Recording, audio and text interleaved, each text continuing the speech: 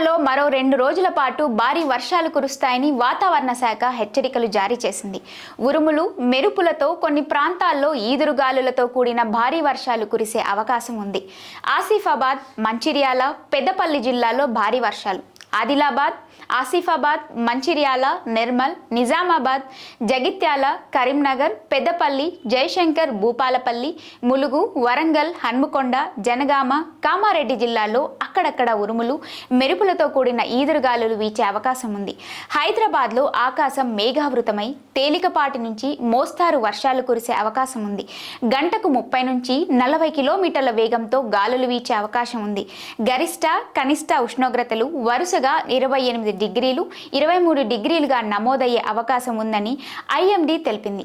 పశ్చిమ నైరుతి దశలో ఉపరితల గాలులు వీస్తాయని, గంటకు 10 నుంచి 12 కిలోమీటర్ల వేగంతో గాలులు వీచే అవకాశం ఉందని చెప్పింది. నాయకులారా, మీ పనితనం మీ అధినాయకులకు తెలియజేయాలనుకుంటున్నారు. ప్రజలారా, మీ సమస్యలను మీ నాయకులకు తెలియజేయాలనుకుంటున్నారు. ప్రజా సమస్యల పరిష్కార వేదిక మీ అభినవ్ భారత్.